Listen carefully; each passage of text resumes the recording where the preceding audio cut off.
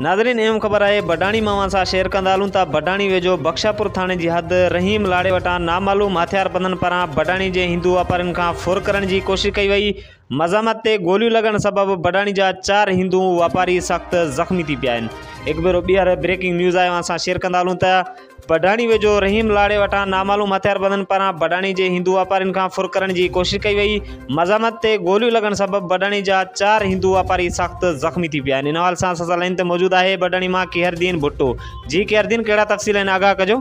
जी बिल्कुल, बख्शापुर थाणे जी हद आहे BS गुड्डू पुल वटि राति नामालूम हथियारबंदनि पारां बडाणी शहर जे हिंदू वापारियुनि खां फुर करण जी कोशिश कई वई। मज़ामत करण ते हथियारबंदनि पारां फायरिंग कई वई, जंहिंजे नतीजे में गोलियूं लॻण करे 4 हिंदू वापारी सख़्त ज़ख़्मी थी पिया आहिनि। ज़ख़्मियुनि में दयाराम, तरलोक कुमार, अरुण कुमार ऐं हतेश लाल।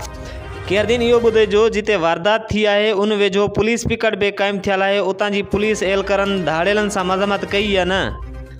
जी बिल्कुल, मां तव्हांखे ॿुधाईंदो हलां त हलंदड़ फायरिंग दौरान हिकु हिंदू वापारी आहे तरलोक कुमार, जेको पंहिंजी जान बचंदे 500 मीटर ते क़ाइमु थियल पुलिस पिकट ते पहुतो त उते उहे पुलिस एहलकार टेंट अंदरि सुतल हुआ ऐं उन्हनि खे चयो त असां सां फुर जी वारदात बि थी आहे ऐं असांजा माण्हू बि सख़्तु ज़ख़्मी थी आहिनि ऐं अवां बेपरवाह बणिजी सुतल आहियो, हथियारबंदनि मथां जवाबी फायर बि न कया आहिनि।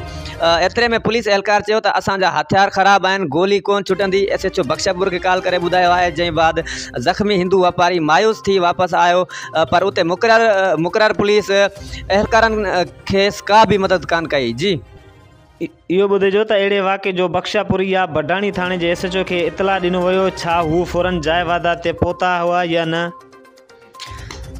जी बिल्कुल, शेरिन पारां मियाणी थाणे जे SHO इलियास ओडो खे इतला ॾिनो वियो, जेको फ़ौरन पंहिंजी टीम सां गॾु जाइ वारदात ते पहुची हथियारबंदनि जो पीछो कयो। जॾहिं त पुलिस जी फायरिंग बाद हथियारबंदनि पंहिंजी मोटरसाइकिल जंहिं ते सुवार थी फुर करण लाइ आयल हुआ, उहा मोटरसाइकिल जेको आहे छॾे राति जी ऊंदाही जो फ़ाइदो वठंदे खेनि फ़रार थी विया आहिनि ऐं मोटरसाइकिल पुलिस पंहिंजी तहवील में वठी जांच शुरू करे ॾिनी आहे, जॾहिं त बख्शापुर पुलिस 1 कलाक बाद जाइ वारदात ते पहुती आहे। जी अच्छा केहरदीन, इहो बि ॿुधाइजो त कुझु टाइम पहिरियां साॻी जाइ तां हथियारबंदनि पारां 3 हिंदू वापारियुनि खां फुर करण जी कोशिश कई वई हुई, छा उन वाक़े जो हिंदू बिरादरी खे इंसाफ़ मिलियो या न?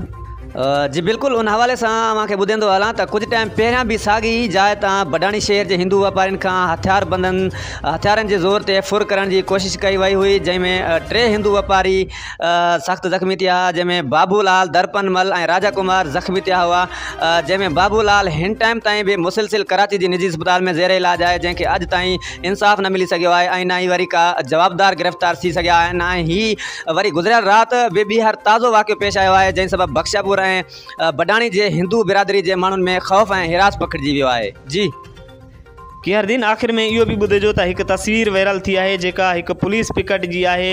उते रखियल खट ते पुलिस एहलकार वेहण बजाए कुतो सुतल नज़र अचे पियो। इहा कहिड़ी पुलिस पिकट आहे ऐं उन लाइ शहरियुनि जा कहिड़ा तासरात आहिनि?